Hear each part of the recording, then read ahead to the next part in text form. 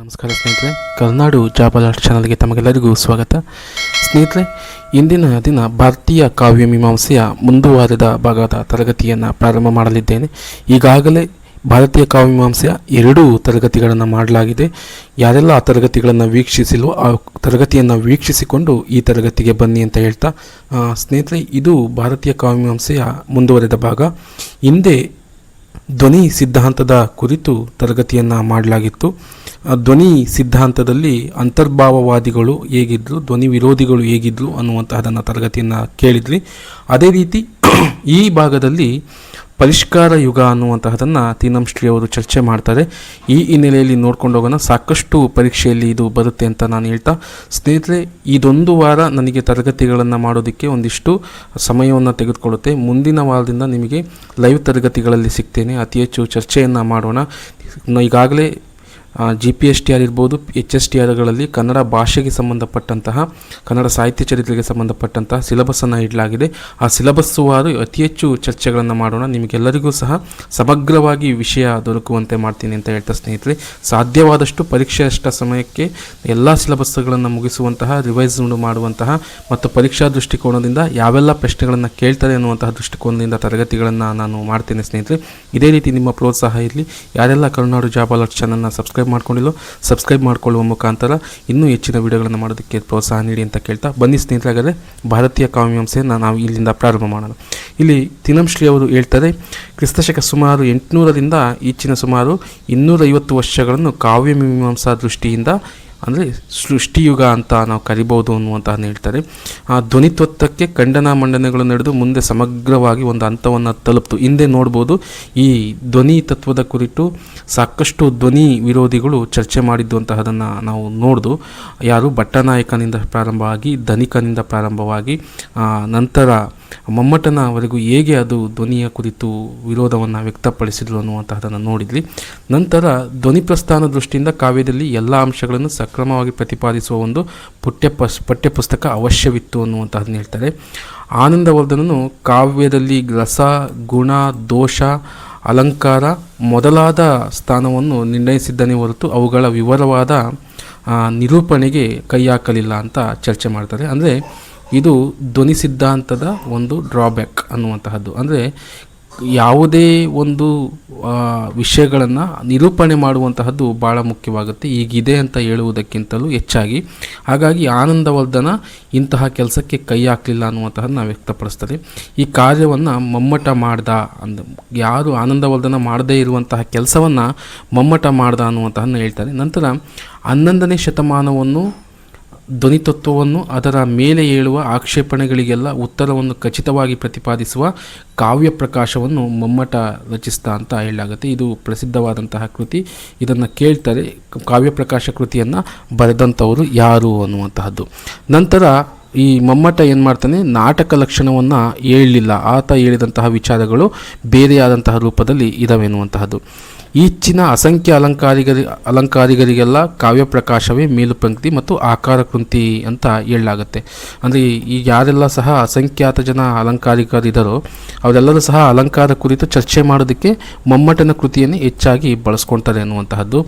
ಕಾವ್ಯ ಪ್ರಕಾಶಕ್ಕೆ ಸುಮಾರು 70 ವ್ಯಾಖ್ಯಾನಗಳು ಬಂದಿದ್ದಾವೆ. ಅಂದರೆ ಮಮ್ಮಟ ಬರೆದಂತಹ ಕಾವ್ಯ ಪ್ರಕಾಶಕ್ಕೆ ಮುಖ್ಯ ವಿದ್ವಾಂಸರೆಲ್ಲ ಸೇರಿಬಿಟ್ಟು ಸಾಕಷ್ಟು ಜನ ಇದಕ್ಕೆ ವ್ಯಾಖ್ಯಾನವನ್ನು ಬರೆದಿರುವಂತಹದ್ದು. ಅಂದರೆ ಅತಿ ಹೆಚ್ಚು ವ್ಯಾಖ್ಯಾನಗಳು ಈ ಕೃತಿಗೆ ಬಂದಿದೆ ಅನ್ನುವಂತಹದ್ದು. ಈಗ ಅಭಿನವ ಗುಪ್ತ ಹೇಗೆ ದುನ್ಯಾಲೋಚನ ಮತ್ತು ಅಭಿನವ ಭಾರತಿ ಎನ್ನುವಂತಹದನ್ನು ಬರೀತಾನೋ, ಅದೇ ರೀತಿ ಇಲ್ಲಿ ಮಮ್ಮಟನ ಕಾವ್ಯ ಪ್ರಕಾಶಕ್ಕೆ 70 ವ್ಯಾಖ್ಯಾನಗಳು ಬಂದಿದ್ದಾವೆ ಅಂತ ಹೇಳ್ತಾರೆ. ನಂತರ ಅಲಂಕಾರ ಸರ್ವಸ್ವ ಕಾರನಾದ ರುಯ್ಯಕ, ಸಾಹಿತ್ಯದ ಪ್ರಕಾರ ವಿಶ್ವನಾಥ ಇವರಂಥ ಪ್ರಸಿದ್ಧ ಲಾಕ್ಷಣಿಕರನ್ನು ಸೇರಿಸಿದ್ದಾರೆ ಅನ್ನೋದನ್ನು ಹೇಳಲಾಗುತ್ತೆ. ನಂತರ ಮಮ್ಮಟನಿಗೆ ವಾಗ್ದೇವಿಯ ಅವತಾರ ಎಂಬ ಪ್ರಶಸ್ತಿಯು ಕೂಡ ದೊರೆಯಿತು. ಇದರಿಂದ ಬೇರೆ ಕೃತಿಗಳಿಗಿದ್ದ ಗೌರವ ಮರೆಯಾಯಿತು ಅನ್ನುವಂತಹದ್ದು. ಇದು ಕೇಳಿದ ಸ್ನೇಹಿತರೆ, ವಾಗ್ದೇವಿಯ ಅವತಾರ ಅಂತ ಯಾರಿಗೆ ಕರೆಯಲಾಗುತ್ತೆ ಅನ್ನುವಂತಹದ್ದು, ಯಾರಿಗೆ ಅಂದರೆ ಮಮ್ಮಟನಿಗೆ ಅನ್ನುವಂಥದ್ದು ನೆನಪಿಡಬೇಕು. ಈಗಾಗಲೇ ಪ್ರಶ್ನೆ ಆಗಿದೆ, ಪರೀಕ್ಷಾ ದೃಷ್ಟಿಕೋನದಿಂದಲೂ ಸಹ ಇದನ್ನು ನೆನಪಿಟ್ಕೊಳ್ಳಿ ಅನ್ನುವಂತಹದ್ದು. ಅಂದರೆ ಈ ಬಿರುದು ಬಂದಿದ್ದರಿಂದ ಆ ಕಾಲದಲ್ಲಿ ಮೀಮಾಂಸೆಗೆ ಇದ್ದಂತಹ ಕೃತಿಗಳಿಗೆ ಗೌರವ ಕಡಿಮೆ ಆಯಿತು ಅಂತ ಹೇಳಲಾಗುತ್ತೆ. ನಂತರ ಅಲಂಕಾರಗಳನ್ನು ನಿರೂಪಿಸುವಾಗ ಉದ್ಭಟ ಉದ್ಭಟಾದಿಗಳ ಕ್ರಮವನ್ನು ಬಲುಮಟ್ಟಿಗೆ ಅನುಸರಿಸಿದ್ದಾನೆ ಅಂತ ಹೇಳಲಾಗುತ್ತೆ. ಅಲಂಕಾರಗಳನ್ನು ಚರ್ಚೆ ಮಾಡುವಾಗಿರ್ಬೋದು, ಅದನ್ನು ಪ್ರಸ್ತಾಪ ಮಾಡದಿರುವಾಗ ಏನು ಮಾಡಿದ್ದಾನೆ, ಉದ್ಭಟನ ಕ್ರಮವನ್ನು ಯಾರು ಮಮ್ಮಟ ಅನುಸರಿಸಿದ್ದಾನೆ ಅಂತ ಹೇಳಲಾಗುತ್ತೆ. ನಂತರ ಗುಣವಿಮರ್ಶೆಯಲ್ಲಿ ವಾಮನನ ಜೀವವಾದ 20 ಗುಣಗಳನ್ನು ಪರಿಶೀಲಿಸಿ ಖಂಡಿಸಿ 3ಕ್ಕೆ ಇಳಿಸಿದ್ದಾನೆ ಅಂತ ಹೇಳಲಾಗುತ್ತೆ. ನೋಡ್ಬೋದು, ಗುಣಗಳನ್ನು ನೀವು 10 ಗುಣಗಳನ್ನು ದಂಡಿ ಹೇಳ್ತಾನೆ. ನಂತರ ವಾಮನ ಅವುಗಳನ್ನು 20ಕ್ಕೆ 20 ಗುಣಗಳನ್ನು ಏರಿಸ್ತಾನೆ. ಆ 20 ಗುಣಗಳನ್ನು ಪರಿಶೀಲಿಸಿ ಅದನ್ನು ಖಂಡಿಸಿ ಅದಕ್ಕೆ 3ಕ್ಕೆ ಇಳಿಸುವಂತಹ ಕೆಲಸವನ್ನು ಯಾರು ಮಾಡ್ತಾನೆ, ಮಮ್ಮಟ ಮಾಡ್ತಾನೆ ಅನ್ನುವಂತಹದ್ದು. ಇದು ನೆನ್ಪಿಟ್ಕೊಂಡಿರಿ. ಇದನ್ನು ಖಂಡಿಸ್ತಂಥವನು ಯಾರು ಅಂದರೆ ಮಮ್ಮಟ ಅನ್ನುವಂತಹದ್ದು. ದೋಷ ಪ್ರಕರಣವು ತುಂಬ ವಿಸ್ತಾರವಾಗಿದೆ ಅನ್ನುವುದನ್ನು ಹೇಳಲಾಗುತ್ತೆ.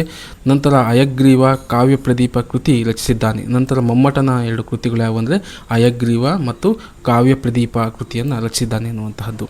ನಂತರ ನೋಡ್ಬೋದು, ಪದ್ಯ ಜಾತಿಯನ್ನು ಅಧಮ ಕಾವ್ಯವೆಂದು ಕರೆದು ವಿಶ್ವನಾಥನ ಟೀಕೆಗೆ ಒಳಗಾಗಿದ್ದಾನೆ ಎನ್ನುವಂತಹದ್ದು.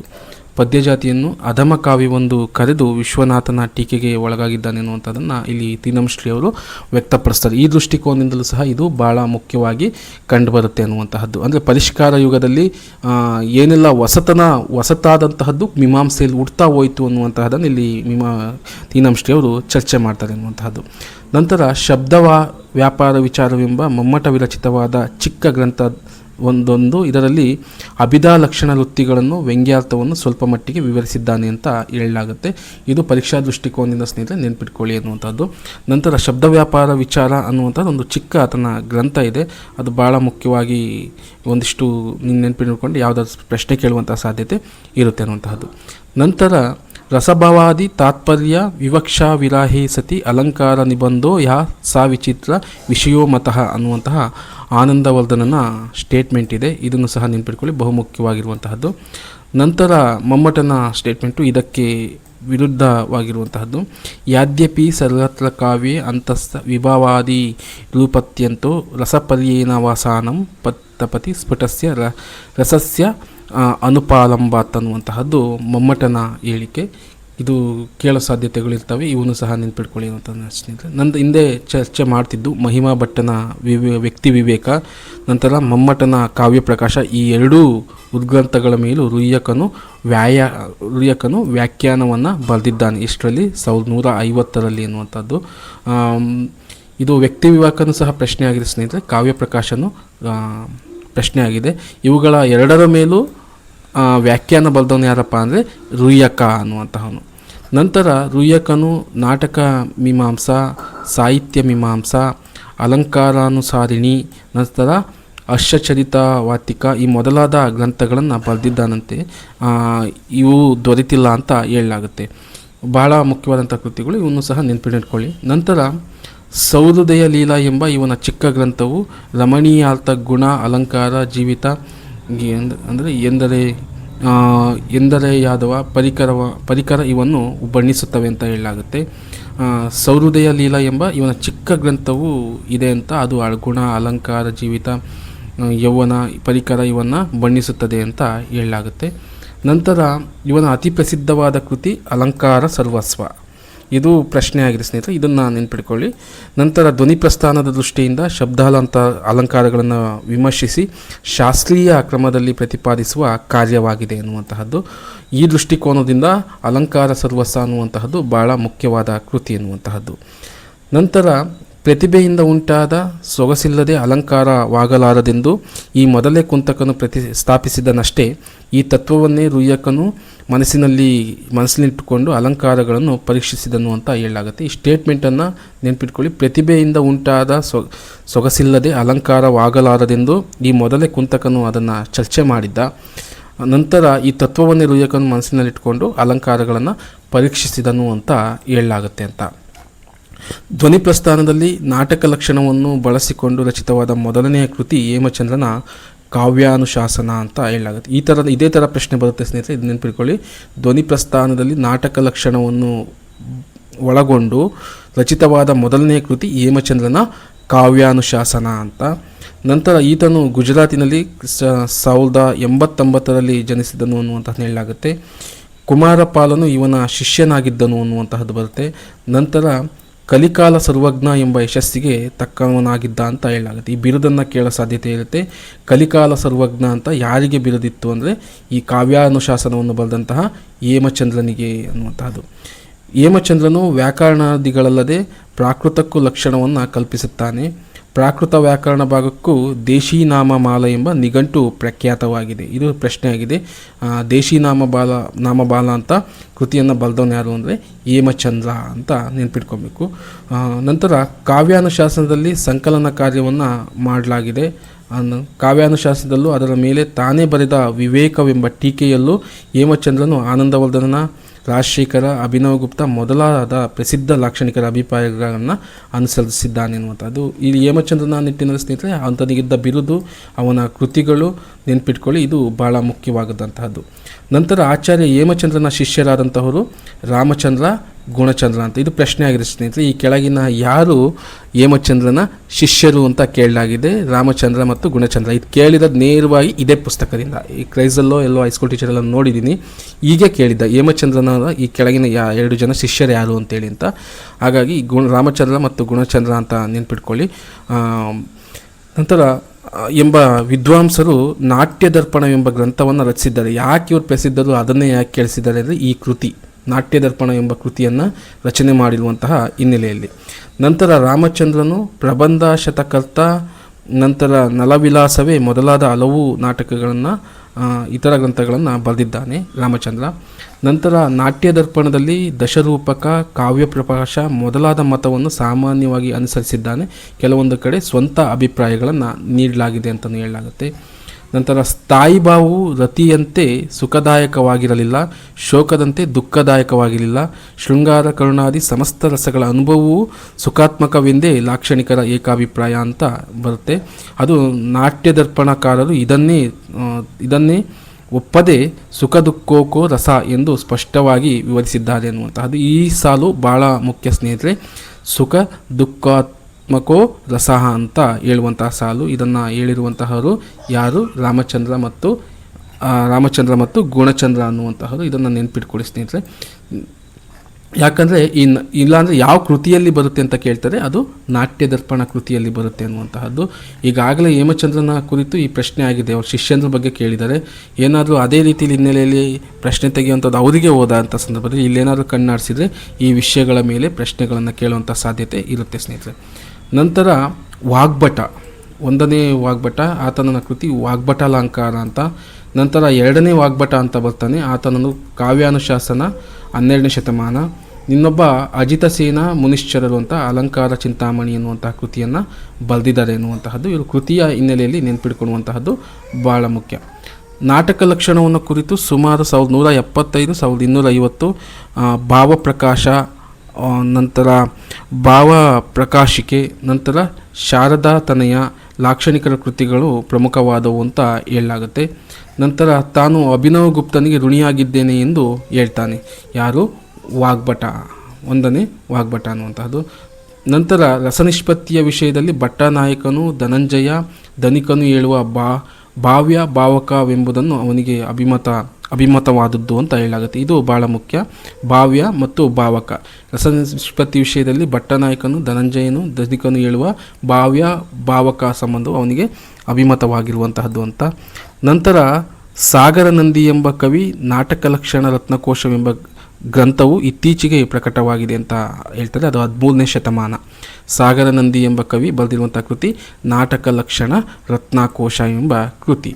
ನಂತರ ಸಿಂಗಭೂಪಾಲನೆಂಬ ಪ್ರಭು ರಸಾಯನ ವಸುಧಾಕರ ಎಂಬ ಗ್ರಂಥವನ್ನು ಬರೆದಿದ್ದಾನೆ. ಇಷ್ಟರಲ್ಲಿ 1330 ಎನ್ನುವಂತಹದ್ದು. ಇಲ್ಲಿ ಕೃತಿಗಳು ಯಾಕೆ ಉಲ್ಲೇಖ ಮಾಡ್ತಿದ್ದಾರೆ ಅಂದರೆ ಸ್ನೇಹಿತರೆ, ಭಾರತೀಯ ಕಾವ್ಯಮೀಮಾಂಸೆಯಲ್ಲಿ ಅಲಂಕಾರ ದೃಷ್ಟಿಕೋನದಲ್ಲಿ ಯಾವೆಲ್ಲ ಕೃತಿಗಳು ಮೀಮಾಂಸೆಯ ಕುರಿತು ಬಂದಿದ್ದವೋ ಅವನ್ನೆಲ್ಲವನ್ನು ಸಹ ಚರ್ಚೆ ಮಾಡ್ತಾ ಹೋಗ್ತೀರಾ.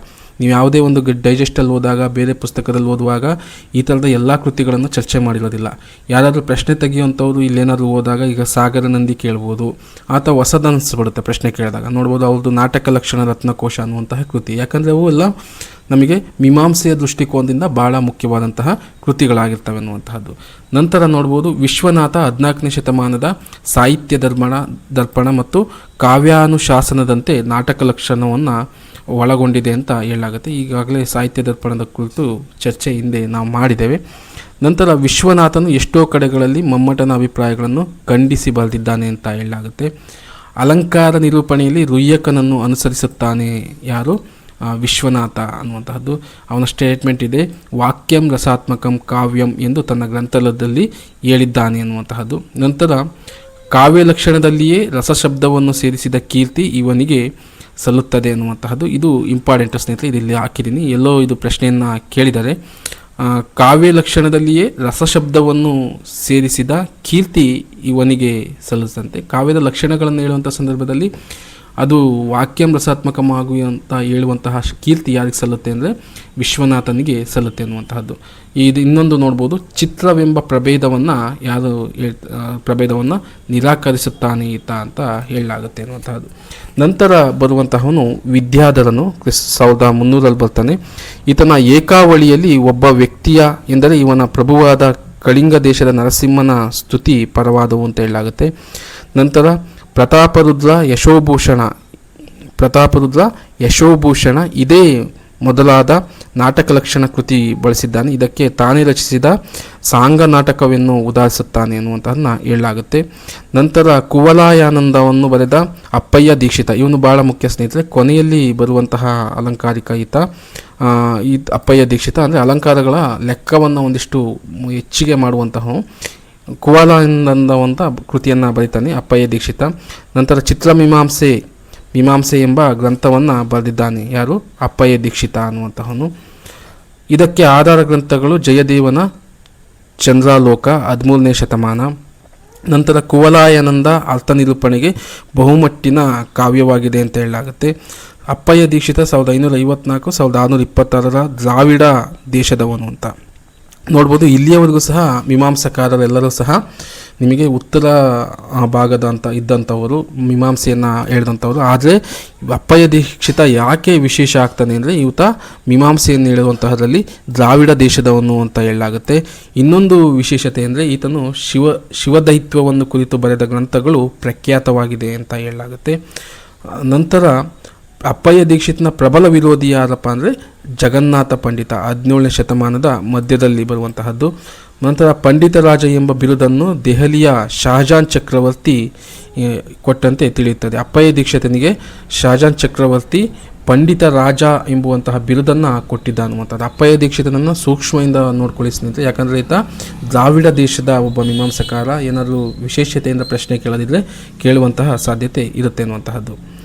ನಂತರ ಜಗನ್ನಾಥ ಪಂಡಿತನು ಪ್ರಾಣನಾರಾಯಣನೆಂಬ ಕಾಮರೂಪದ ದೊರೆಯ ಆಶ್ರಯದಲ್ಲಿ ಸ್ವಲ್ಪ ಕಾಲ ಇದ್ದಿರಬೇಕೆಂದು ಊಹಿಸಲಾಗುತ್ತೆ ಅಂತ ಹೇಳಲಾಗುತ್ತೆ.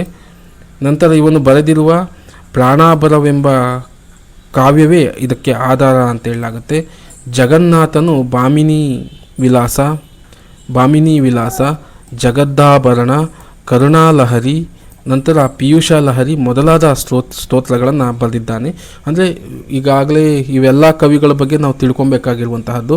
ಈಗ ಜಗನ್ನಾಥ ಪಂಡಿತನ ಬಗ್ಗೆ ನಿಮಗೆ ಹೆಚ್ಚಿಗೆ ಮಾಹಿತಿ ಬೇಕು ಅಂದರೆ ನೀವು ಇದೇ ಕೃತಿಯನ್ನು ಅನುಸರಿಸಬೇಕು. ನೋಡಿ ಇರ್ಬೋದು, ಈತನ ಕೃತಿಗಳನ್ನೆಲ್ಲ ಉಲ್ಲೇಖ ಮಾಡಲಾಗಿದೆ. ಭಾಮಿನಿ ವಿಲಾಸ, ಜಗದಾಭರಣ, ಕರುಣಾಲಹರಿ, ಪಿಯೂಷ ಲಹರಿ ಮೊದಲಾದ ಸ್ತೋತ್ರಗಳನ್ನು ಇಲ್ಲಿ ಜಗನ್ನಾಥ ಪಂಡಿತ ಬರೆದಿರುವಂತಹದ್ದು. ಈ ಜಗನ್ನಾಥ ಪಂಡಿತನ ಪ್ರಸಿದ್ಧ ಹೇಳಿಕೆ ಗೊತ್ತಿದೆ, ರಮಣೀಯಾರ್ಥ ಪ್ರತಿಪಾದಕ ಕಾವ್ಯಂ ಅನ್ನುವಂತಹದ್ದು. ನಂತರ ನಿರ್ಮಾಯ ನೂತನ ಮುದಾಹರಣಾನುರೂಪಂ ಕಾವ್ಯಂ ಮಯಾತ್ರ ನಿಹಿತಂ ನಾಪರಸ್ಯ ಕಿಂಚಿತ್, ಅಂದರೆ ನಾನು ಹೊಸದಾಗಿ ಕಟ್ಟಿಲ್ಲ, ಜೋಡಿಸಿದ್ದೇನೆ, ಅನ್ಯರದ್ದು ಏನನ್ನು ಮುಟ್ಟಿಲ್ಲ ಅನ್ನುವಂಥ ಸ್ಟೇಟ್ಮೆಂಟನ್ನು ಜಗನ್ನಾಥ ಪಂಡಿತ ಹೇಳ್ತಾನೆ. ಇದು ಭಾಳ ಪ್ರಸಿದ್ಧವಾದಂತಹ ಸ್ಟೇಟ್ಮೆಂಟ್ ಸ್ನೇಹಿತರೆ, ನೆನ್ಪಿಟ್ಕೊಳ್ಳಿ. ನಿರ್ಮಾಯ ನೂತನ ಮುದಾಹರಣಾನುರೂಪಂ ಕಾವ್ಯಂ ಮಯಾತ್ರ ನಿಹಿತಂ ನಾಪರಸ್ಯ ಕಿಂಚಿತ್ ಅನ್ನುವಂತಹದ್ದು. ನಂತರ ಪ್ರಾಚೀನರ ಅಭಿಪ್ರಾಯವನ್ನು ಸ್ವೀಕರಿಸದೆ ಸ್ವಂತ ಆಲೋಚನಾ ಕ್ರಮದಲ್ಲಿ ಬರೆದಿದ್ದಾನೆ ಅನ್ನುವಂತಹದನ್ನು ಹೇಳಲಾಗುತ್ತೆ ಜಗನ್ನಾಥ ಪಂಡಿತಂದು. ನಂತರ ಕಾವ್ಯ ಸಾಮಾನ್ಯಕ್ಕೆಲ್ಲ ರಸವೇ ಆತ್ಮವೆಂದು ಅವನು ಒಪ್ಪುವುದಿಲ್ಲ, ಆದರೆ ರಸಧ್ವನಿಯೇ ಪರಮಾನಂದ ರಮಣೀಯವೆಂದು ಅಂಗೀಕರಿಸ್ತಾನೆ ಅಂತ. ಈಗ ಇವನೇನು ಮಾಡ್ತಾನೆ, ವಿಶ್ವನಾಥನ ಅಂಶಗಳನ್ನು ತಿರಸ್ಕರಿಸಿ ಆ ಹೊಸ ಆಲೋಚನೆಯನ್ನು ಕಟ್ತಾನೆ. ಅದೇ ಇದು ಕಾವ್ಯ ಸಾಮಾನ್ಯಕ್ಕೆಲ್ಲ ರಸವೇ ಆತ್ಮವೆಂದು ಅವನು ಒಪ್ಪುವುದಿಲ್ಲ. ಅದೇ ರಸಧ್ವನಿಯೇ ಪರಮರಮಣೀಯವೆಂದು ಅಂಗೀಕರಿಸುತ್ತಾನೆ ಅಂತ ಹೇಳಲಾಗುತ್ತೆ. ನಂತರ ಇವನು ರಸಗಂಗಾಧರ ಎಂಬ ಅಧ್ಯಾಯಗಳಿಗೆ ಆನನಗಳೆಂದು ಕರೀತಾನೆ. ಅಂದರೆ ಪರಿವಿಡಿಯನ್ನು ರಸಗಂಗಾಧರಕ್ಕೆ ಏನಂತ ಕರೀತಾನೆ, ಆನನ ಅಂತ. ಪರೀಕ್ಷಾ ದೃಷ್ಟಿಕೋನದಿಂದ ಕೇಳ ಸಾಧ್ಯತೆ ಇರುತ್ತೆ. ಆನನಗಳೆಂದು ತನ್ನ ಕೃತಿಯ ಪರಿವಿಡಿಗಳನ್ನು ವಿಂಗಡಿಸಿಕೊಂಡಂತಹ ಮೀಮಾಂಸಕರು ಯಾರು ಅಂದರೆ ರಸಗಂಗಾಧರ ಅಂತ ನೆನ್ಪಿಡ್ಕೊಬೇಕು. ನಂತರ ರುಯ್ಯಕ ಅಪ್ಪಯ್ಯ ದೀಕ್ಷಿತರ ಮತವನ್ನು ದೂಷಿಸುತ್ತಾನೆ ಅಂತ ಹೇಳಲಾಗುತ್ತೆ. ಅಂದರೆ ರುಯ್ಯಕನ ಅಲಂಕಾರ ಸಾರ ಸಂಗ್ರಹ, ಅಪ್ಪಯ್ಯ ದೀಕ್ಷನ ಕೃತಿಗಳನ್ನು ಏನು ಮಾಡ್ತಾನೆ, ಯಾರು ಜಗನ್ನಾಥ ಇವುಗಳನ್ನು ಮತವನ್ನು ದೂಷಿಸ್ತಾನೆ ಅನ್ನುವಂತಹದ್ದು. ನಂತರ ಅಪ್ಪಯ್ಯ ದೀಕ್ಷಿತನ ಚಿತ್ರಮೀಮಾಂಸೆಯನ್ನೇ ಗುರಿಯಾಗಿಟ್ಟುಕೊಂಡು ಜಗನ್ನಾಥನು ತನ್ನ ಆಕ್ಷೇಪಣೆಗಳನ್ನೆಲ್ಲ ಚಿತ್ರಮೀಮಾಂಸೆ ಖಂಡನವೆಂಬ ಗ್ರಂಥವನ್ನು ರಚನೆ ಮಾಡಿದನು ಅಂತ ಹೇಳಲಾಗುತ್ತೆ. ಇದು ವಿಶೇಷವಾಗಿರುವಂತಹದ್ದು. ಅಪ್ಪಯ್ಯ ದೀಕ್ಷಿತ ಚಿತ್ರಮೀಮಾಂಸೆ ಅನ್ನುವಂತಹದ ಕೃತಿಯನ್ನು ಬರೀತಾನೆ, ಇಮ್ಮೇಗೆ ಚರ್ಚೆ ಮಾಡಿರೋ ರೀತಿ. ಅದೇ ಕೃತಿಯನ್ನು ಗುರಿಯಾಗಿಟ್ಕೊಂಡು ಏನು ಮಾಡ್ತಾನೆ, ಜಗನ್ನಾಥ ಪಂಡಿತ ಆಕ್ಷೇಪಣೆಗಳನ್ನೆಲ್ಲ ಚಿತ್ರಮೀಮಾಂಸ ಖಂಡನ ಅಂತವೆಂಬ ಗ್ರಂಥವನ್ನು ಇಟ್ಕೊಂಡು ರಚನೆ ಮಾಡಿದನು ಅಂತ. ನಾವಿಲ್ಲಿ ಏನು ಮಾಡಬೇಕು, ಚಿತ್ರಮೀಮಾಂಸ ಖಂಡನ ಅನ್ನುವಂಥ ಕೃತಿಯನ್ನು ಬರೆದನು ಯಾರು ಅಂತ ಕೇಳಿದರೆ ಜಗನ್ನಾಥ ಪಂಡಿತ ಅನ್ನುವಂತಹದನ್ನು ನಾವು ನೆನಪಿನಡ್ಕೊಬೇಕು ಅನ್ನುವಂತಹದ್ದು ನೋಡ್ಬೋದು ಇಲ್ಲಿ. ನಂತರ ಸೂಕ್ಷ್ಮಂ ವಿಭವ್ಯಂ ಮಾಯಕ ಸಮಾಧಿಂತಾನಂ ಅಪ್ಪಯ್ಯ ದೀಕ್ಷಿತ ಕೃತಾವಿಹ ದೂಷಣಾಂ ಅಂತ ಮೊದಲಲ್ಲೇ ವೀರ ಪ್ರತಿಜ್ಞೆ ಬರುತ್ತದೆ ಅಂತ. ಅಪ್ಪಯ್ಯ ದೀಕ್ಷಿತನ ಚಿತ್ರ ಮೀಮಾಂಸೆ ಕೃತಿಗೆ ಖಂಡನೆಯನ್ನು ಬರೆಯುವಾಗ ಮೊದಲು ಈ ಸಾಲನ್ನು ವ್ಯಕ್ತಪಡಿಸ್ತಾನೆ ಅಂತ ಹೇಳಲಾಗುತ್ತೆ ಅಂತ. ನಂತರ ಒಂದಿಷ್ಟು ಇಲ್ಲಿಗೆ ಜಗನ್ನಾಥ ಪಂಡಿತನಿವರೆಗೂ ಇಲ್ಲಿಯವರೆಗೂ ಚರ್ಚೆ ಇದು ನಡೆಯುತ್ತೆ ಸ್ನೇಹಿತರೆ. ಹೇಗೆ ಅಲಂಕಾರಿಕರ ಕೃತಿಗಳು ಬರ್ತವೆ, ಮೀಮಾಂಸೆಯ ಕುರಿತು ಚರ್ಚೆಗಳು, ಖಂಡನೆಗಳು ಇವೆಲ್ಲ ನಡೀತಾವಲ್ಲ, ಬಹುಮುಖ್ಯವಾಗಿ ನೀವೇನಾದರೂ ಕವಿಗಳ ಬಗ್ಗೆ ಅಥವಾ ಮೀಮಾಂಸಕರ ಬಗ್ಗೆ ಓದ್ತೀರಾ ಅಂದರೆ ಇದು ಭಾಳ ಮುಖ್ಯವಾದಂತಹದ್ದು. ನೋಡೋಣ, ಒಂದಿಷ್ಟು ವಿಶೇಷ ವಿಚಾರಗಳನ್ನು ಚರ್ಚೆ ಮಾಡಿದ್ದಾರೆ ಈ ಭಾರತೀಯ ಕಾವ್ಯಮೀಮಾಂಸೆಯಲ್ಲಿ. ಈ ಕೃತಿಯಲ್ಲಿರುವಂತಹ ಅಡಿ ಮುಡಿ ತಳಬುಡ ಯಾವ ವಿಚಾರಗಳನ್ನು ಬಿಡಬಾರ್ದು, ಯಾಕಂದರೆ ಪ್ರಶ್ನೆಗಳು ಬರುವಂಥ ಸಾಧ್ಯತೆ ಹೆಚ್ಚಾಗಿರುತ್ತೆ ಅನ್ನುವಂಥ ಸ್ನೇಹಿತರೆ. ನಂತರ ರಸಗಂಗಾಧರನೇ ಈ ಶಾಸ್ತ್ರದಲ್ಲಿ ಕೊನೆಯ ಉದ್ದಾಮ ವ್ಯಕ್ತಿಯಾದರೂ ಮೊನ್ನೆಯ ತನಕ ಕೃತಿ ರಚನೆ ನಡೆದಿದೆ ಅಂತ ಹೇಳಲಾಗುತ್ತೆ. 1899ರಲ್ಲಿ ಮೈಸೂರಿನ ಕಾಲಮಠದ ಶ್ರೀಕೃಷ್ಣ ಬ್ರಹ್ಮತಂತ್ರ ಪರಕಾಲ ಯತೀಂದ್ರರು ಅಲಂಕಾರ ಮಣಿಹಾರವೆಂಬ ದೀರ್ಘ ಕೃತಿಯನ್ನು ಬರೆದಿದ್ದಾರೆ ಅಂತ ಹೇಳಲಾಗುತ್ತೆ. ಅಂದರೆ ಜಗನ್ನಾಥ ಪಂಡಿತನ ನಂತರ ಒಂದಿಷ್ಟು ಸಾಕಷ್ಟು ಕೃತಿಗಳು ಬಂದಿದ್ದಾವೆ, ಅವುಗಳ ಕುರಿತು ಒಂದಿಷ್ಟು ಚರ್ಚೆಯನ್ನು ಮಾಡ್ತಾರೆ. ನೋಡ್ಬೋದು, 1899ರಲ್ಲಿ ಮೈಸೂರಿನ ಪರಕಾಲ ಮಠದ ಶ್ರೀಕೃಷ್ಣ ಬ್ರಹ್ಮತಂತ್ರ ಪರಕಾಲ ಯತೀಂದ್ರರು ಅಲಂಕಾರ ಮಣಿಹಾರ ಎಂಬ ದೀರ್ಘ ಕೃತಿಯನ್ನು ಬರೆದಿದ್ದಾರೆ ಅನ್ನುವಂತಹದ್ದು. ನಂತರ ಕಾಶ್ಮೀರಕ್ಕೆ ಶಾರದಾ ಪೀಠ ಎಂಬ ಪುರಾತನ ಪ್ರಸಿದ್ಧಿ ಇತ್ತು ಅಂತ ಹೇಳಲಾಗುತ್ತೆ. ಪ್ರಸಿದ್ಧಿ ಇತ್ತು. ಕಾವ್ಯಮೀಮಾಂಸೆಯ ತೌರೂರಾಗಿದೆ. ಅಂದರೆ ಕಾವ್ಯಮೀಮಾಂಸೆಯ ತೌರೂರು ಕಾಶ್ಮೀರ ಅಂತಲೇ ಕರೆಯಲಾಗುತ್ತೆ ಸ್ನೇಹಿತರೆ. ಅತಿ ಹೆಚ್ಚು ಮೀಮಾಂಸಕಾರರು ಈ ಕಾಶ್ಮೀರದಿಂದ ಬಂದಂಥವರಾಗಿದೆ ಅಂತ ಹೇಳಲಾಗುತ್ತೆ. ಉದಾಹರಣೆಗೆ ಭಾಮಹ, ಉದ್ಭಟ, ವಾಮನ, ಆನಂದವರ್ಧನ, ಕುಂತಕ, ಅಭಿನವಗುಪ್ತ, ಕ್ಷಮೇಂದ್ರ, ಮಮ್ಮಟ, ರುಯ್ಯಕ ಇವರೆಲ್ಲರೂ ಕಾಶ್ಮೀರದವರು ಅಂತ ಹೇಳಲಾಗುತ್ತೆ. ಪ್ರಶ್ನೆ ಕೇಳ್ಬೋದು, ಕಾವ್ಯಮೀಮಾಂಸೆಯ ತೌರೂರು ಅಂತ ಯಾವುದನ್ನು ಕರೆಯಲಾಗುತ್ತೆ ಅಂದರೆ ಕಾಶ್ಮೀರ ಅನ್ನುವಂತಹದನ್ನು ನೆನ್ಪಿಡ್ಕೊಬೇಕು. ಇವರಲ್ಲಿ ಅನೇಕರು ರಾಜಾನಕವೆಂಬ ಬಿರುದಿಗೆ ಪಾತ್ರರಾಗಿದ್ದರು ಅಂತ ಕೇಳ್ಬೋದು. ರಾಜನಕ ಎಂಬ ಬಿರುದಿಗೆ ಪಾತ್ರರಾಗಿದ್ದಂಥವು ಯಾವ ರಾಜ್ಯದವರು ಅಂದರೆ ಕಾಶ್ಮೀರದವರು ಅಂತ ನೆನ್ಪಿಡ್ಕೊಬೇಕು. ನಂತರ ದಂಡಿ ದಕ್ಷಿಣ ದೇಶದವನು ಅಂತ ಹೇಳಲಾಗುತ್ತೆ. ನಂತರ ರಾಜಶೇಖರನು ಮಹಾರಾಷ್ಟ್ರದವನು ಅಂತ ಹೇಳಲಾಗುತ್ತೆ. ಇವೆಲ್ಲ ಪ್ರಶ್ನೆ ಆಗಿದೆ ಸ್ನೇಹಿತರೆ, ನೀವು ಅಂದರೆ ಎಚ್ಚರಿಕೆಯಿಂದ ನೀವು ಒಂದಿಷ್ಟು ನೆನ್ಪಿಡ್ಕೊಬೇಕು. ಮಹಾರಾಷ್ಟ್ರದಿಂದ ಬಂದಂತಹ ಮೀಮಾಂಸಕರ ಯಾರು ಅಂತ ಕೇಳಲಾಗಿದೆ, ರಾಜಶೇಖರ. ನಂತರ ಮಮ್ಮಟನ ಕಾವ್ಯ ಪ್ರಕಾಶವು ಪ್ರತಿಭಾಯುಗವನ್ನು ಮುಗಿದು ಪರಿಷ್ಕಾರ ಯುಗವನ್ನು ಪ್ರಾರಂಭಿಸುತ್ತೆ ಅನ್ನುವಂತಹದ್ದು. ಈ ಪರಿಷ್ಕಾರ ಯುಗ ಅಂತ ಮೊದಲು ಪ್ರಾರಂಭ ಆಗುವಾಗ ಇದೇ ಕೃತಿ ನಮಗೆ ಚರ್ಚೆ ಆಗುವಂಥ ಸ್ನೇಹಿತರೆ, ಹಾಗಾಗಿ ಇದನ್ನು ಸಹ ನೆನ್ಪಿಡ್ಕೊಬೇಕು ಅಂತ. ನಂತರ ಅಲಂಕಾರ ಪ್ರಸ್ಥಾನದ ಧ್ವಜಸ್ತಂಭವೆಂದು ನಾವು ಕರೆಯಬಹುದಾದ ಉದ್ಭಟನ ಅಂಗೀಕರಿಸತಕ್ಕ ಅಲಂಕಾರಗಳ ಸಂಖ್ಯೆ 41 ಅಂತ ಹೇಳಲಾಗುತ್ತೆ. ಇದು ಭಾಳ ಸ್ಟೇಟ್ಮೆಂಟ್ ಭಾಳ ಮುಖ್ಯ ಸ್ನೇಹಿತರೆ. IMP ಅಲಂಕಾರ ಪ್ರಸ್ಥಾನದ ಧ್ವಜಸ್ತಂಭವೆಂದು ನಾವು ಕರೆಯಬಹುದಾದ ಉದ್ಭಟನು ಅಂಗೀಕರಿಸತಕ್ಕ ಅಲಂಕಾರಗಳ ಸಂಖ್ಯೆ ಎಷ್ಟು? 41 ಅಂತ ಹೇಳಲಾಗುತ್ತೆ ಸ್ನೇಹಿತರೆ. ನಂತರ ಅಪ್ಪಯ್ಯ ದೀಕ್ಷಿತನ ಕುವಲಾಯಾನಂದದಲ್ಲಿ ಅಲಂಕಾರಗಳ ಸಂಖ್ಯೆ 124ಕ್ಕೆ ಏರಲಾಗುತ್ತೆ ಅನ್ನುವಂಥದ್ದು. ಈ ಅಲಂಕಾರಗಳ ಸಂಖ್ಯೆ ನೆನ್ಪಿಟ್ಕೊಳ್ಳಿ ಸ್ನೇಹಿತರೆ, ಅಪ್ಪಯ್ಯ ದೀಕ್ಷಿತಂದು ಕೇಳದ ಸಾಧ್ಯತೆ ಇರುತ್ತೆ. ಅಲಂಕಾರಗಳ ಸಂಖ್ಯೆಯನ್ನು 124ಕ್ಕೆ ಏರಿಸಿದಂಥವರು ಯಾರು ಅಂತ ಹೇಳಲಾಗುತ್ತೆ, ಅಪ್ಪಯ್ಯ ದೀಕ್ಷಿತ ಅನ್ನುವಂತಹದ್ದು. ನಂತರ ಪ್ರತಾಪರುದ್ರೀಯಕಾರನು ಲೆಕ್ಕ ಹಾಕಿ ಧ್ವನಿಯಲ್ಲಿ 5304 ಒಳಗೊಳಗೆ ಎಂದು ತೋರಿಸುತ್ತಾನೆ ಅನ್ನುವಂತಹದ್ದು. ಇದನ್ನು ನೆನ್ಪಿಟ್ಕೊಳ್ಳಿ. ಧ್ವನಿ ಎಷ್ಟು 5304 ಧ್ವನಿಗಳಿದ್ದಾವೆ ಅಂತ ಗುರುತಿಸಿದಂಥವನು ಯಾರು? ಪ್ರತಾಪರುದ್ರೀಯ ಅನ್ನುವಂತಹದ್ದು ಭಾಳ ಮುಖ್ಯ. ಇಂಥ ಪ್ರಶ್ನೆಗಳನ್ನು ಜಾಸ್ತಿ ಪಿಕ್ ಮಾಡಿ ಕೇಳುವಂಥ ಸ್ನೇಹಿತರೆ, ಹಾಗಾಗಿ ಇವನು ಸಹ ನೆನ್ಪಿಟ್ಕೊಳ್ಳಿ. ಇವನಿಗೂ ಮೊದಲೇ ಮಮ್ಮಟ 10,455 ಅಂತ ಹೇಳಿದ್ದನು ಅಂತ ಹೇಳಲಾಗುತ್ತೆ. ಇಷ್ಟು ಧ್ವನಿಗಳಿದ್ದು ಅನ್ನುವಂತಹದನ್ನು. ಹೀಗಾಗಿ ನೀವೇನು ಮಾಡಬೇಕು, ಈ ಮೀಮಾಂಸಕಾರರ ಹೆಸರಿನ ದೃಷ್ಟಿಕೋನದಲ್ಲಿ ಇವುಗಳನ್ನು ನೆನ್ಪಿಟ್ಕೊಬೇಕು ಅನ್ನುವಂತಹದ್ದು. ನಂತರ ಅಲಂಕಾರ ಸರ್ವಸ್ವಕ್ಕೆ ವ್ಯಾಖ್ಯಾನ ಬರೆಯುತ್ತಾ ಸಮುದ್ರ ಬಂಧನ್ನು ನಿರೂಪಿಸಿರುವ ಈ ಕೆಳಗಿನ ವಿಭಾಗವು ಈ ರೀತಿ ಹೇಳುತ್ತೆ. ಇಹ ವಿಶಿಷ್ಟೆ ಶಬ್ದಾರ್ಥ ಕಾವ್ಯಂ ತಯೋಶ್ಯ ವೈಶಿಷ್ಟ್ಯಂ ಅನ್ನುವಂಥದ್ದು. ಇಲ್ಲಿ ವಿಶಿಷ್ಟವಾದ ಶಬ್ದಾರ್ಥಗಳೇ ಕಾವ್ಯ, ಅವುಗಳಿಗೆ ವೈಶಿಷ್ಟ್ಯ ಬರುವುದು ಧರ್ಮದ ಮೂಲಕ ಅಂತ ಹೇಳಲಾಗುತ್ತೆ. ಯಾರು ಹೇಳ್ತಾನೆ? ಸಮುದ್ರ ಬಂಧನು ಅನ್ನುವಂತಹ ಒಬ್ಬ ಮೀಮಾಂಸಕಾರ ಹೇಳ್ತಾನೆ. ಅಂದರೆ ಅಲಂಕಾರ ಸರ್ವಸ್ವಕ್ಕೆ ವ್ಯಾಖ್ಯಾನವನ್ನು ಬರೆಯುತ್ತಾ. ನಂತರ ಧರ್ಮದ ಮೂಲಕ ಮೊದಲನೇ ಅಲಂಕಾರದ ಮೂಲಕ ಉದ್ಭಟಾದಿಗಳು, ಎರಡನೇ ಗುಣದ ಮೂಲಕ ವಾಮನನು ಬರ್ತಾರೆ ಅಂತ. ಅಂದರೆ ಕಾವ್ಯವನ್ನು ನೋಡುವಂತಹ ದೃಷ್ಟಿಕೋನ, ಕಾವ್ಯ ಧರ್ಮನ್ ಅಲಂಕಾರಂ ಪ್ರಚಕ್ಷತೆ ಅಂತ ಹೇಳ್ತಾರಲ್ಲ, ಅದು ಇಲ್ಲಿ ವಿಸ್ತೃತವಾಗಿ ತಾತ್ವಿಕವಾಗಿ ವಿವರಿಸ್ತಿದ್ದಾರೆ. ಅಂದರೆ ಮೊದಲನೇ ಅಲಂಕಾರದ ಮೂಲಕ ಉದ್ಭಟಾದಿಗಳು, ಎರಡನೇ ಗುಣದ ಮೂಲಕ ವಾಮನನು ಬರ್ತಾನೆ ಎನ್ನುವಂತಹದ್ದು. ನಂತರ ವ್ಯಾಪಾರದ ಮೂಲಕ ಬರುವಂತಹ ಚಿಂತನೆ. ಮೂರನೆಯದನ್ನು ವಕ್ರೋಕ್ತಿ ಜೀವಿತ ಕುಂತಕ, ವಕ್ರಕರ ವ್ಯಾಪಾರ ಶಾಲಿನಿ ಅಂತ ಹೇಳ್ತಾನಲ್ಲ, ಅದರ ಕುರಿತು ಚರ್ಚೆ ಮಾಡ್ತಿರುವಂತಹದ್ದು. ಮೂರನೆಯದನ್ನು ವಕ್ರೋಕ್ತಿ ಜೀವಿತ ಕುಂತಕ ಯುಕ್ತಿ ವೈಶಿಷ್ಟ್ಯನಾಗಿ ಚರ್ಚೆಯನ್ನು ಮಾಡ್ತಾನೆ ಎನ್ನುವಂತಹದ್ದು. ಮೊದಲನೆಯದು ಅಲಂಕಾರಗಳ ಮುಖಾಂತರ, ನಂತರ ಬರುವಂಥದ್ದು ಎರಡನೆಯದ್ದು ಗುಣದ ಮೂಲಕ ವಾಮನನು ಬರ್ತಾನೆ, ನಂತರ ಮೂರನೆಯದ್ದು ವಕ್ರೋಕ್ತಿ ಜೀವಿತದ ಮುಖಾಂತರ ಕುಂತಕ ಬರ್ತಾನೆ, ನಂತರ ನಾಲ್ಕನೆಯದ್ದು ಭೋಗೀಕರಣದ ಮೂಲಕ ಭಟ್ಟನಾಯಕನು ಬರ್ತಾನೆ ಎನ್ನುವಂತಹದ್ದು. ನಂತರ ಐದನೆಯದ್ದು ಬರ್ತಾನೆ ಯಾರು? ವ್ಯಂಗ್ಯದ ಮೂಲಕ ಆನಂದವರ್ಧನನು ಬರ್ತಾನೆ ಎನ್ನುವಂತಹದ್ದು. ಇಷ್ಟು ಕಾವ್ಯದ ಈ ಮೀಮಾಂಸೆಯ ಕುರಿತು ಬರುವಂತಹ ಒಟ್ಟು ತಾತ್ವಿಕ ಪರಿಕಲ್ಪನೆಗಳು ಅನ್ನುವಂತಹದ್ದು ನೋಡಬೇಕು. ಈಗ ಸ್ಪಷ್ಟವಾಗಿ ಇಲ್ಲಿ ಕೊಟ್ಟಿರುವಂತಹದ್ದು ಇದನ್ನು ಈ ವಿಚಾರಗಳ ಹಿನ್ನೆಲೆಯಲ್ಲಿ ಕೊಡ್ತಾರೆ. ಈ ಧರ್ಮದ ಮೂಲಕ ನೋಡುವಂತಹ ಮೀಮಾಂಸಕಾರರು ಯಾರು ಅಂತ ಕೇಳಿದರೆ ನೀವೇನು ಮಾಡಬೇಕು? ಉದ್ಭಟ, ವಾಮನ ಅಂತ ಗುರುತಿಸ್ಕೊಬೇಕು. ವ್ಯಾಪಾರದ ಮುಖಾಂತರ ನೋಡುವಂತಹವ್ರು ಯಾರಪ್ಪ ಅಂದರೆ ವಕ್ರೋಕ್ತಿ ಜೀವಿತ ಬರೆದಂತಹ ಕುಂತಕ ಮತ್ತು ಭಟ್ಟನಾಯಕ. ವ್ಯಂಗ್ಯದ ಮೂಲಕ ನೋಡುವಂತಹವನು ಆನಂದವರ್ಧನ ಅನ್ನುವಂತಹದ್ದು. ಇಷ್ಟು ಈ ವಿಚಾರಗಳು ಬರ್ತೇನೆ ಸ್ನೇಹಿತರೆ. ನಂತರ ಕುಂತಕನ ವ್ಯಾಪಾರ ಎಂದರೆ ಕ್ರಿಯಾಕ್ರಮ. ಅಂದರೆ ಕುಂತಕನ ಮತದಂತೆ ವಕ್ರಕವಿ ವ್ಯಾಪಾರವೇ ಕಾವ್ಯದ ಶಬ್ದಾರ್ಥಗಳಲ್ಲಿರುವ ಬಣೀತಿ ವೈಚಿತ್ರ್ಯ ಅಥವಾ ವಕ್ರೋಕ್ತಿಗೆ ಕಾರಣ ಅಂತ ಹೇಳಲಾಗುತ್ತೆ ಅಂತ. ನಂತರ ಕುಂತಕನಿಗೆ ಕಾವ್ಯವು ಪ್ರತಿಭಾ ವ್ಯಾಪಾರವಾದರೆ ಅದು ಭಟ್ಟನಾಯಕನಿಗೆ ಸೌಹೃದಯನ ರಸಾನುಭವ ವ್ಯಾಪಾರ ಅಂತ ಆಗುತ್ತೆ ಸ್ನೇಹಿತರೆ. ಇವೆರಡು ನೀವು ತೌಲನಿಕವಾಗಿ ಒಂದಿಷ್ಟು ಆಲೋಚನೆ ಮಾಡ್ತಾ ನೋಡಬೇಕು. ಕುಂತಕನಿಗೆ ಪ್ರತಿಭಾ ವ್ಯಾಪಾರವಾದರೆ ಭಟ್ಟನಾಯಕನಿಗೆ ಏನಾಗುತ್ತೆ?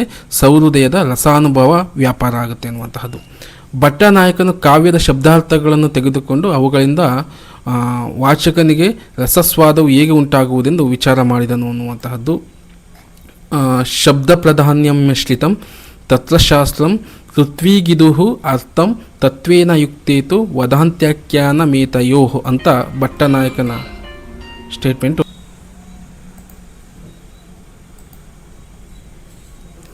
ಹೀಗೆ ಭಟ್ಟನಾಯಕನ ಒಂದು ಸೂತ್ರವನ್ನು ಇದು ನೋಡೋದಿದ್ರೆ, ವ್ಯಾಪಾರವು ಪ್ರಧಾನವಾದಲ್ಲಿ ಕಾವ್ಯವಾಣಿಯಾಗುವುದು. ಇಲ್ಲಿ ಶಬ್ದಾರ್ಥಗಳೆರಡು ಗೌಣ ಅನ್ನುವಂತಹದನ್ನು ಮೇಲಿನ ಸೂತ್ರದ ಒಟ್ಟು ಅರ್ಥ ವಿವರಣೆ ಆಗುತ್ತೆ ಸ್ನೇಹಿತರೆ. ಅಂದರೆ ಶಬ್ದಾರ್ಥದಿಂದ ಹೊರಟ ಮೇಲೆ ನೇರವಾಗಿ ಭಾವಕತ್ವ ಅಥವಾ ಭಾವನಾ ಭೋಗೀಕರಣ ಎಂಬ ಇನ್ನೆರಡು ಕಾರ್ಯಗಳು ನಡೆದು ರಸಸ್ವಾದವು ಲಭಿಸುತ್ತದೆ ಅಂತ ಹೇಳಲಾಗುತ್ತೆ. ಇದರ ಬಗ್ಗೆ ಹೆಚ್ಚಿನ ವಿವರಣೆಯನ್ನು ರಸದಲ್ಲಿ ಇನ್ನೂ ನೋಡೋಣ ಸ್ನೇಹಿತರೆ. ಇನ್ನು ಅರ್ಥ ಮಾಡ್ಕೊಳ್ಳುವ ರೀತಿಯಲ್ಲಿ ತಿಳ್ಕೊಳ್ಳೋಣ. ಇದು ಸಾಮಾನ್ಯವಾಗಿ ಇಲ್ಲಿ ತಿಳ್ಕೊಳ್ಳಿ. ಅಂದರೆ ಭೋಜಕತ್ವ ಭಾವಕತ್ವವನ್ನು ನಿರೂಪಿಸಿದವನು ಯಾರು? ಭಟ್ಟನಾಯಕ ಅಂತಲೇ ಪ್ರಶ್ನೆ ಬಂದಿರುವಂತಹ ನೋಡ್ಬೋದು. ಇವನ್ನೇ ವ್ಯಾಪಾರವೆಂದು ಕರೆದನು ಅಂತ ಹೇಳಲಾಗುತ್ತೆ. ಧ್ವನಿವಾದವನ್ನು ಖಂಡಿಸಿದರೂ ಕೂಡ ರಸವೇ ಕಾವ್ಯದ ಪ್ರಾಣವೆಂಬ ತತ್ವವನ್ನು ಅಂಗೀಕರಿಸಿ ಕಾವ್ಯದ ಶಬ್ದಾರ್ಥಗಳಿಂದ ಅದು ಹೇಗೆ ಭಾವ್ಯವಾಗುವುದೆಂಬುದನ್ನು ಮೊದಲು ನಿರೂಪಿಸಿದನು ಭಟ್ಟನಾಯಕನೇ ಅಂತ ಬರುತ್ತೆ ಸ್ನೇಹಿತರೆ. ನೀವು ಪರೀಕ್ಷೆಯಲ್ಲಿ ಇದನ್ನು ಬರೆಯುವಂಥ ಸಂದರ್ಭದಲ್ಲಿ ಈ ಭೋಜಕತ್ವ ಮತ್ತು ಭಾವುಕತ್ವ ಎರಡೂ ಪರಿಕಲ್ಪನೆ ಹಿನ್ನೆಲೆಯಲ್ಲಿ ತಿಳ್ಕೊಳ್ಳುವಂತಹದ್ದು ಭಾಳ ಮುಖ್ಯ ಆಗುತ್ತೆ ಅನ್ನುವಂತಹದ್ದು. ಭೋಗೀಕರಣವಾದವನ್ನು ಅಭಿನವ್ ಗುಪ್ತ ಖಂಡಿಸಿದನು ಅಂತ ಹೇಳಲಾಗುತ್ತೆ. ಮಹಿಮಾ ಭಟ್ಟನು ರಸವೇ ಕಾವ್ಯದ ಆತ್ಮವೆಂದು ಸಾರಿದ್ದಾನೆ ಅನ್ನುವಂತಹದ್ದು ಇದು ಬಹಳ ಮುಖ್ಯ ಸ್ನೇಹಿತರೆ. ಇದನ್ನು ಕೇಳ ಸಾಧ್ಯ ಇರುತ್ತೆ. ಹಿಂದೆ ನಾವು ನೋಡ್ತಾ ಇದ್ದು ಹೇ ಹೋಂ ರಸಂ ಕಾವ್ಯಂ ಅನ್ನುವಂತಹದನ್ನು ಹೇಳ್ತಾ ಇದ್ದ ಮಹಿಮಾ ಭಟ್ಟ. ಇಲ್ಲಿ ನೋಡ್ಬೋದು ರಸವೇ ಕಾವ್ಯದ ಆತ್ಮವೊಂದು ಹೇಳ್ದಂಥವನು. ಇದು ಭಾಳ ಇಂಪಾರ್ಟೆಂಟ್ ಪ್ರಶ್ನೆ ಎಲ್ಲಾದರೂ ಕೇಳೋಕ್ಕೆ ಸಾಧ್ಯತೆ ಇರುತ್ತೆ, ನೆನ್ಪಿಟ್ಕೊಳ್ಳಿ. ಅದನ್ನು ಹೇಳ್ದಂಥವನು ಮಹಿಮಾ ಭಟ್ಟ ಅನ್ನುವಂತಹದ್ದು. ನಂತರ ಸಂಸ್ಕೃತ ಕಾವ್ಯ ನಾಟಕ ಮೀಮಾಂಸೆಯಲ್ಲಿ ರಸಪ್ರಾಶಸ್ತ್ಯವಾದವು ಕೇವಲ ಒಂದು ಪ್ರಸ್ಥಾನ, ಅದು ಎಲ್ಲಿ ಪ್ರಸ್ಥಾನ ಗಮ್ಯಸ್ಥಾನ ಅಂತ ಹೇಳಲಾಗುತ್ತೆ. ಅಂದರೆ ಸಂಸ್ಕೃತ ಕಾವ್ಯ ನಾಟಕ ಮೀಮಾಂಸೆಗಳಲ್ಲಿ ಏನಾಗಿದೆ ಅಂದರೆ ರಸಪ್ರಾಶಸ್ತ್ಯವಾದವು ಕೇವಲ ಒಂದು ಪ್ರಸ್ಥಾನದಲ್ಲಿಯೇ ಅದು ಎಲ್ಲ ಪ್ರಸ್ಥಾನದಲ್ಲಿ ಒಂದು ಗಮ್ಯಸ್ಥಾನವಾಗಿ ಬರುತ್ತೆ ಅಂತ ಹೇಳಲಾಗುತ್ತೆ. ಕವಿಗೆ ಅನುಭವವು ಹೃದಯದಲ್ಲಿ ಉದಿಸಿ ಅವನ ಪ್ರತಿಭೆಯಲ್ಲಿ ರೂಪುಗೊಂಡು ಕಾವ್ಯದ ಶಬ್ದಾರ್ಥವಾಗಿ ಹೊರಹೊಮ್ಮಬೇಕಷ್ಟೇ ಇದನ್ನು ನಮ್ಮ ಲಾಕ್ಷಣಿಕರು ಅರಿತಿದ್ದರು ಅಂತ ಹೇಳಲಾಗುತ್ತೆ. ಕವಿಗೆ ಅನುಭವ ಹೇಗೆ ಒದಗುತ್ತದೆ, ಅದು ಕಾವ್ಯ ರೂಪವನ್ನು ಹೇಗೆ ತಳೆಯುತ್ತದೆ ಎಂಬುದರ ನಿರೂಪಣೆಗೆ ಅವರು ಹೆಚ್ಚಾಗಿ ಗಮನ ಕೊಡಲಿಲ್ಲ ಅಂತ ಹೇಳಲಾಗುತ್ತೆ. ಇದನ್ನು ಮಾಡಿದಂಥವ್ರು ಯಾರಪ್ಪ ಅಂದರೆ ಇದು ಪಾಶ್ಚಾತ್ಯ ಕಾವ್ಯ ಮೀಮಾಂಸೆಯಲ್ಲಿ ಪ್ರಧಾನವಾಗಿರುವ ವಿಷಯ ಆಗಿದೆ ಅನ್ನುವಂತಹದ್ದು. ಅಂದರೆ ನಮ್ಮ ಕವಿಗಳು ಮೀಮಾಂಸಕಾರರು ಯಾವ ಅಂಶಗಳನ್ನು ಪರಿಗಣಿಸಲಿಲ್ಲ ಅಂತ ಹೇಳ್ತಿರುವಂತಹದ್ದು. ಕವಿಗೆ ಅನುಭವ ಹೇಗೆ ಒದಗುತ್ತದೆ, ಅದು ಕಾವ್ಯ ರೂಪವನ್ನು ಹೇಗೆ ತಳೆಯುತ್ತದೆ ಅನ್ನುವಂಥದ್ದು ಬಗ್ಗೆ ಕುರಿತು ಚರ್ಚೆ ಮಾಡಲಿಲ್ಲ. ಅಂದರೆ ಎಂಬುದರ ನಿರೂಪಣೆಗೆ ಅವರು ಹೆಚ್ಚಾಗಿ ಗಮನ ಕೊಡಲಿಲ್ಲ ಅನ್ನುವಂತಹದ್ದು. ಆದ್ದರಿಂದ ಇವುಗಳು ಒಂದಕ್ಕೊಂದು ಪೂರಕವಾಗುತ್ತವೆ ಎನ್ನುವಂತಹದ್ದು. ಭಟ್ಟನಾಯಕನ ಭುಕ್ತಿವಾದವನ್ನು ಖಂಡಿಸಿ ಅಭಿನವ್ ಗುಪ್ತ ಅಭಿವ್ಯಕ್ತಿವಾದವನ್ನು ಸ್ಥಾಪಿಸಿದ ಅಂತ ಹೇಳಲಾಗುತ್ತೆ. ಇವೆರಡೂ ಬಹಳ ಇಂಪಾರ್ಟೆಂಟ್ ಸ್ನೇಹಿತರೆ. ಇದು ಕೇಳಿದರೆ ಭುಕ್ತಿವಾದವನ್ನು ಬರೆದಂಥವನು ಯಾರು ಅಂದರೆ ಸ್ಥಾಪಿಸಿದಂಥವನು ಯಾರು ಅಂದರೆ ಭಟ್ಟನಾಯಕ. ಅಭಿವ್ಯಕ್ತಿವಾದವನ್ನು ಸ್ಥಾಪಿಸಿದವನು ಯಾರು ಅಭಿನವ್ ಗುಪ್ತ ಅಂತ ಹೇಳಲಾಗುತ್ತೆ. ಈ ಹಿನ್ನೆಲೆಯಲ್ಲೂ ಸಹ ನಾವು ಮೀಮಾಂಸೆಯನ್ನು ನೋಡುವಂತಹದ್ದು. ಈ ಎರಡೂ ವಾದಗಳು ಅನುಕ್ರಮವಾಗಿ ಸಾಂಖ್ಯ ಮತ್ತು ವೇದಾಂತ ದರ್ಶನಗಳಿಂದ ಪ್ರೇರೇಪಿತವಾಗಿದೆ ಎಂಬುದನ್ನು ಪ್ರೊಫೆಸರ್ ಹಿರಿಯಣ್ಣನವರು ನಿರ್ದೇಶಿಸಿದ್ದಾರೆ ಅಂತ ಹೇಳಲಾಗುತ್ತೆ. ಇದು ಸ್ಟೇಟ್ಮೆಂಟು ಭಾಳ ಮುಖ್ಯ ಸ್ನೇಹಿತರೆ, ಇದನ್ನು ನೆನ್ಪಿಟ್ಕೊಳ್ಳಿ. ಭುಕ್ತಿವಾದ ಮತ್ತು ಅಭಿವ್ಯಕ್ತಿವಾದವನ್ನು ಅನುಕ್ರಮವಾಗಿ ಸಾಂಖ್ಯ ಮತ್ತು ವೇದಾಂತ ದರ್ಶನಗಳಿಂದ ಪ್ರೇರಿತವಾಗಿದೆ ಅಂತ ಹೇಳಿದವರು ಯಾರು? ಪ್ರೊಫೆಸರ್ ಎಂ ಹಿರಿಯಣ್ಣನವರು ಅಂತ ಹೇಳಲಾಗುತ್ತೆ. ಕಾವ್ಯ ಮೀಮಾಂಸಕಾರರು ಕವಿ ಪ್ರತಿಭೆಯನ್ನು ಹೇಳುವಂತಹ ಸಂದರ್ಭದಲ್ಲಿ ಕಾವ್ಯ ಮೀಮಾಂಸಕಾರರು ಕವಿ ಪ್ರತಿಭೆ ಹೇಳುವಾಗ ದಾರ್ಶನಿಕ ತತ್ವಗಳ ಛಾಯೆ ಸಂಯುಕ್ತವಾಗುತ್ತದೆ ಅಂತ ಹೇಳಲಾಗುತ್ತೆ. ಅಂದರೆ ಈಗ ಕಾಶ್ಮೀರದಿಂದ ಬಂದಂತಹ ಸಾಕಷ್ಟು ಮೀಮಾಂಸಕಾರರ ಚಿಂತನೆಗಳು, ದಕ್ಷಿಣಾತ್ಯದಿಂದ ಬಂದಂತಹ ಮೀಮಾಂಸಕಾರರ ಚಿಂತನೆಗಳು ಅವೆಲ್ಲ ಏನಾಗಿದವಪ್ಪ ಅಂದರೆ ಈ ದಾರ್ಶನಿಕ ತತ್ವಗಳ ಹಿನ್ನೆಲೆಯಲ್ಲಿ ಬಂದಿದ್ದಾವೆ ಅಂತ ಹೇಳಲಾಗುತ್ತೆ ಸ್ನೇಹಿತರೆ. ನೋಡ್ಬೋದು, ಕಾಶ್ಮೀರದ ಶೈವಾಗಮವನ್ನು ಪ್ರತಿಪಾದಿಸುವ ಶೈವಾಚಾರ್ಯ ಅಭಿನವ ಗುಪ್ತ ಅಂತ ಹೇಳಲಾಗುತ್ತೆ. ಅಭಿನವ ಗುಪ್ತನಿಗೆ ಈ ಕಾಶ್ಮೀರದ ಶೈವಾಗಮ ವಿಚಾರಗಳು ಪ್ರಭಾವವಾಗಿದೆ ಆತನ ಕೃತಿಗಳಲ್ಲಿ ಅಂತ.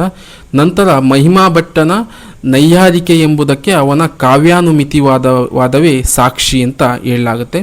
ನಂತರ ಹೇಮಚಂದ್ರನ ವಿಚಾರಗಳಿಗೆ ಅವನು ಜೈನ ಸೂರಿಯಾಗಿದೆ ಅಂದರೆ ಆ ಜೈನ ಧರ್ಮದ ತತ್ವಗಳ ಪ್ರಭಾವಗಳು ಅವನ ಕೃತಿಗಳ ಮೇಲೆ ಪ್ರಭಾವ ಬೀರಿದೆ ಅನ್ನುವಂತಹದ್ದು. ಅಂದರೆ ಇವು ಅವರವರ ದರ್ಶನಗಳ ಅನುಸಾರವಾಗಿ ಮೀಮಾಂಸೆ ಅನ್ನುವಂತಹದ್ದು ಕಾವ್ಯಗಳಲ್ಲಿ ಅಭಿವ್ಯಕ್ತ ಆಗ್ತಾ ಬಂತು ಅನ್ನುವಂತಹದ್ದು.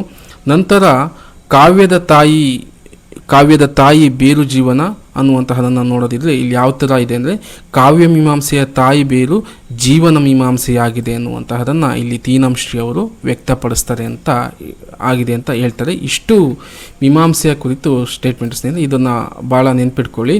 ಕಾವ್ಯದ ತಾಯಿ ಬೇರು ಜೀವನ ಅಂದರೆ ಮನುಷ್ಯನ ಬದುಕು ಅಂತ ಏನಿದೆಯೋ ಅದು ಬಹಳ ಮುಖ್ಯ ಅಂತ ಹೇಳಲಾಗುತ್ತೆ, ಈ ಜೀವನ. ನಂತರ ಕಾವ್ಯ ಮೀಮಾಂಸೆಯ ತಾಯಿ ಬೇರು ಏನಾಗಿರುತ್ತೆ? ಜೀವನ ಮೀಮಾಂಸೆ ಅಂದರೆ ಈ ಬದುಕನ್ನು ಮೀಮಾಂಸೆ ಮಾಡುವಂತಹದ್ದು, ಈ ಜೀವನವನ್ನು ಮೀಮಾಂಸೆ ಮಾಡುವಂತಹದ್ದು ಅಂತ ಹೇಳ್ತಾರೆ. ಇದು ತೀನಂಶ್ರೀ ಅವರು ಸ್ವತಃ ಈ ಕಾವ್ಯದಲ್ಲೇ, ಈ ಕೃತಿಯಲ್ಲೇ ಬರೆದಿರುವಂತಹ ಕೃತಿ. ಇಷ್ಟವಾಗಿದೆ ಸ್ನೇಹಿತರೆ ಈ ಸಾಲು.